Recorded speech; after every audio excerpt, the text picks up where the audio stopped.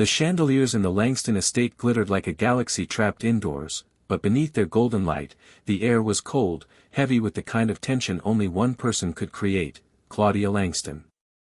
Her voice was velvet on the outside and razor-sharp underneath, her words cutting anyone who dared to fall short of her impossible standards.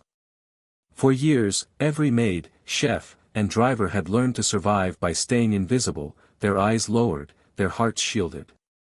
But on a rainy Monday morning, a new figure appeared at the front gates, soaked, shivering, and clutching a small canvas bag.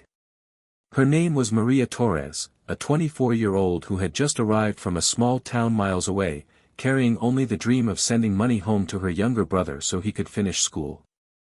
She had never worked in a mansion before, the grandeur of the Langston home made her feel both awestruck and small.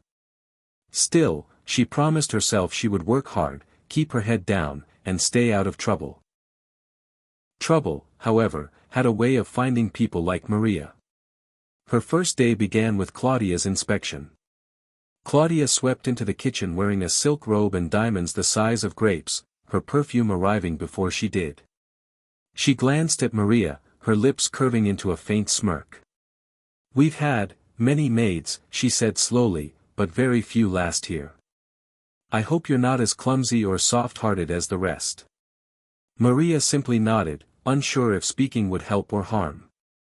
By midday, Maria had already noticed what the others whispered about: the cruelty wasn't random, it was calculated. Claudia would assign impossible tasks, polishing 100 pieces of silver in an hour, arranging flowers until they looked exactly like Paris in May. If anyone failed, she would humiliate them in front of the entire staff. That afternoon, Maria saw the butler, Gregory, being scolded because the wine glass he had polished wasn't transparent enough. He stood frozen, face red, murmuring apologies while Claudia mocked him. Maria's chest tightened. Back home, her mother had told her, dignity is worth more than gold. But here, dignity seemed like a luxury no one could afford. Weeks passed. Maria worked quietly, waking before dawn, scrubbing marble floors until her knees ached, memorizing Claudia's exact preferences for tea temperature. She kept her head down, until the day she found something that changed everything. It was in the East Library, a place staff rarely entered unless ordered. Maria had been told to dust every shelf before Claudia's charity committee arrived for a luncheon. As she climbed the ladder, she noticed a framed photo lying behind a row of books. She pulled it out. It was a picture of Claudia, much younger, holding the hand of a little girl who had the same bright green eyes. The girl couldn't have been older than 6. Just then, Claudia entered. Maria quickly placed the frame back, but not fast enough. Claudia froze, her eyes darkening. "Did I say you could touch that?" Claudia's voice was low but venomous. I was just dusting," Maria stammered.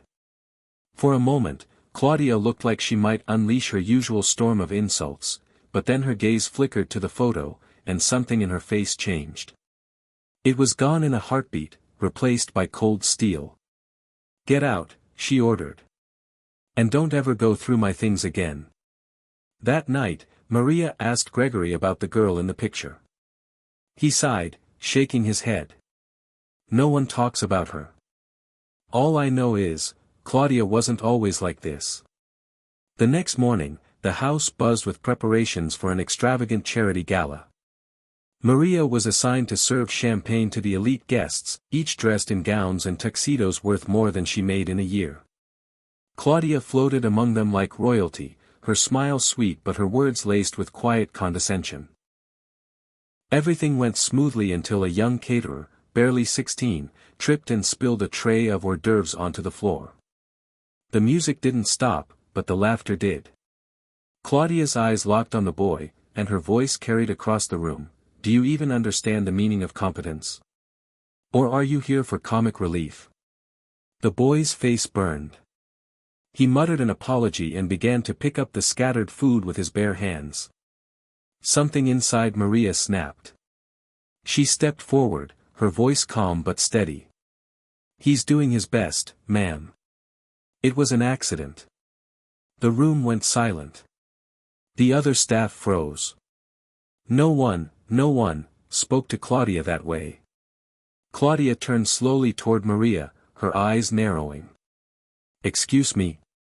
You asked earlier if I was soft-hearted, Maria said, her hands trembling but her chin lifted. I suppose I am.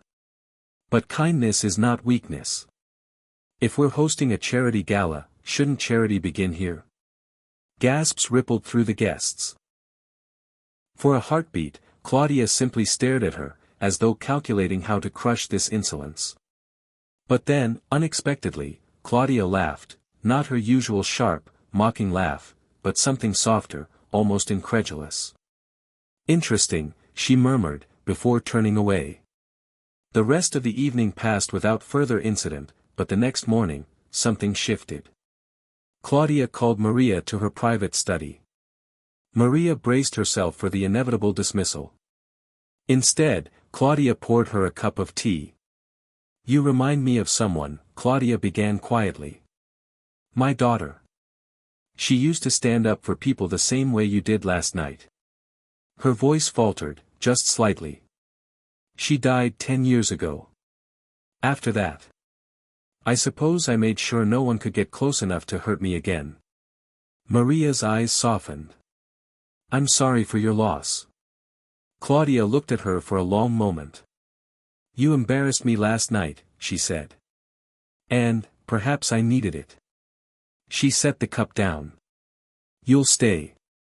In fact, you'll oversee staff training from now on. And I want you to teach them what you taught me. From that day forward, the Langston estate began to change. Claudia's sharp edges didn't disappear overnight, but there were fewer cruel words, more moments of grace. She even allowed the young caterer to stay on, paying for him to attend culinary school. As for Maria, she sent enough money home for her brother to graduate, but she stayed on, not because she needed the job, but because sometimes, the right voice in the right moment can turn a palace of fear into a home. And in the grand hall where chandeliers still glittered like galaxies, there was now warmth in the air, and laughter no one was afraid to share.